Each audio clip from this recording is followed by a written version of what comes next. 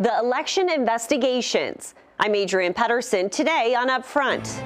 The Republican Speaker says more time and more people are needed for a thorough probe. Next, the former Supreme Court Justice in charge of it all. My mission is to try to do whatever I can so that going forward, people can have confidence that their vote counts. Plus, masking up is coming back as the COVID variant surges.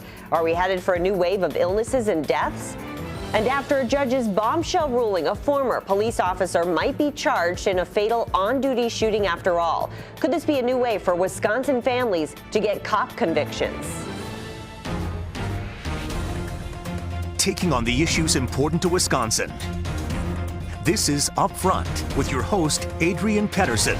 Hello and thank you for joining us. A Republican investigation into the November 2020 election in Wisconsin is expanding. You'll remember Assembly Speaker Robin Vos hired former police officers and former Supreme Court Justice Mike Gableman to oversee them. On Friday, Vos said the investigation is changing direction. He named Gableman special counsel and gave him authority to hire more investigators who will work at his direction.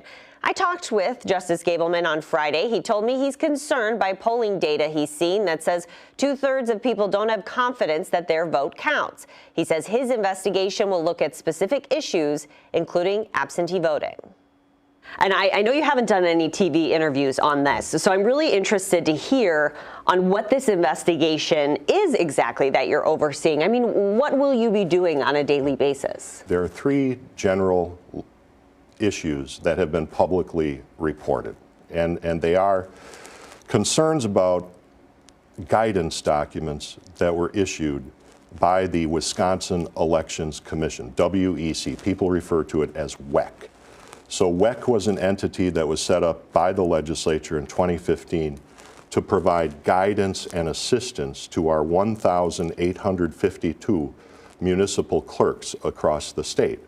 Now, WEC was set up to help, but there have been a lot of concerns publicly registered that WEC, the Wisconsin Elections Commission, which is unelected, has actually become the de facto rulers of our Wisconsin election.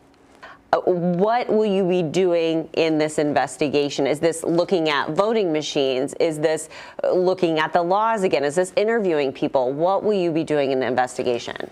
Thank you for bringing it back to that. Now, the first body that I mentioned, the first body of issues relate to legal issues. So interviewing will be secondary.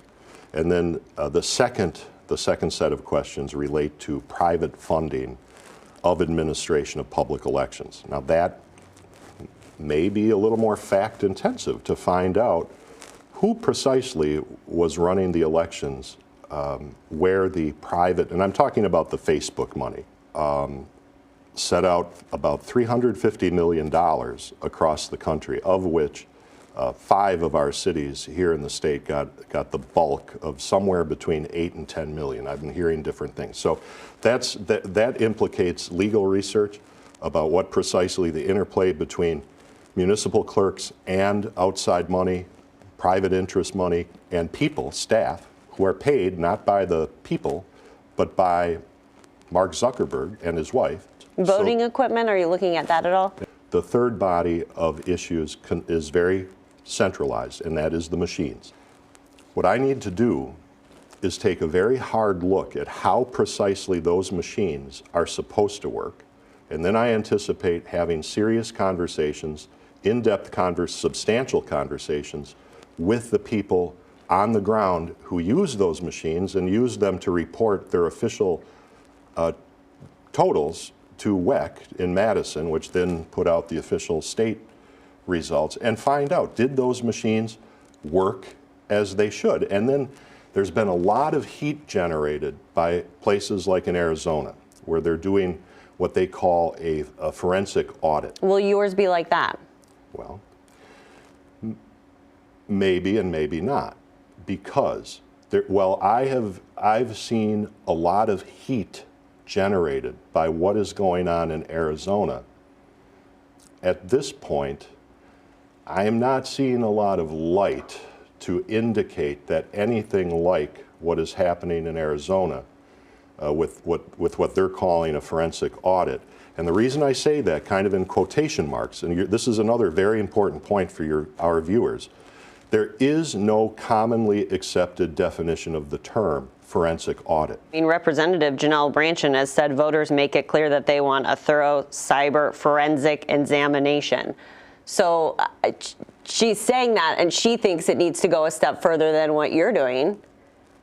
That may be, but we're going to take it step by step. We're going to do it in a logical fashion. We're going to do it based on evidence. But is there evidence besides people saying they're concerned after having a president who told them to be concerned? Is there evidence for concern? Well, I believe that there's enough to warrant a very thorough examination, and especially so because if a significant percentage, and a majority at that, a 2/3 majority of our fellow citizens, our neighbors, do not have confidence in our electoral process, that's a fundamental problem for the future of our state and the future of our country. I want to talk about the integrity of this investigation. You're saying you want everyone to know everything that you've done. It's been widely reported that on November 7th at a pro-Trump rally, you said, "I don't think anyone here can think of anything more systematically unjust than a stolen election." How do you convince people that you're not prejudging this, that it's a stolen election? No, I didn't say it was a stolen election. I stand by every word that you just, I cannot, and I defy you to think of anything more unjust than a corrupt or unlawful election in a democracy. Whether that occurred here is very much a question to be examined.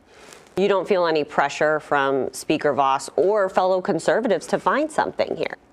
The very important question that my mission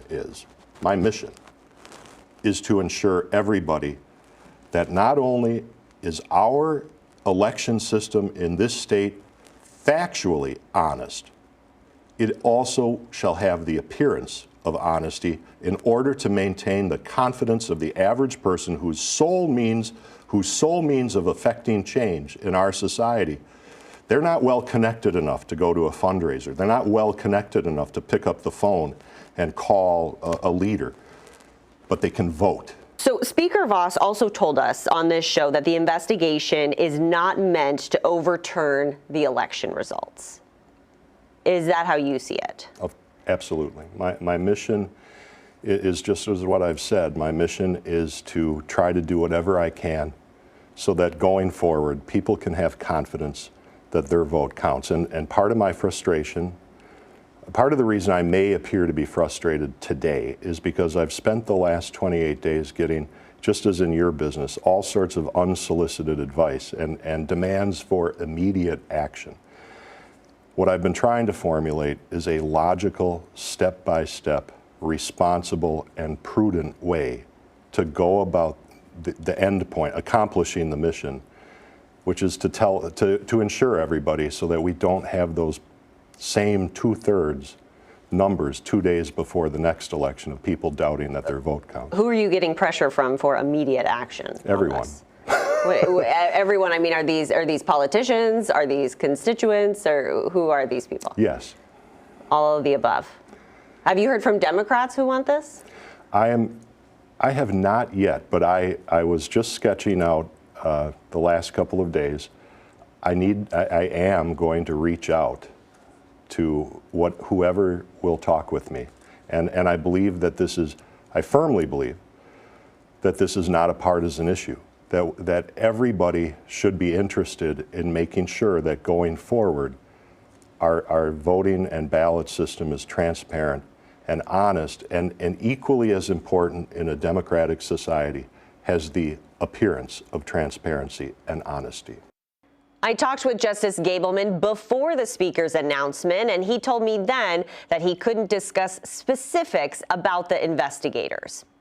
You can see my entire 33-minute interview with Mike Gableman. That's on our website. You can find that at the upfront section of WISN.com. Later, the case of a former Wauwatosa police officer cleared of shooting and killing 3 different people while on duty, why he could finally be charged in one case. But first, Delta rising, the new COVID surge.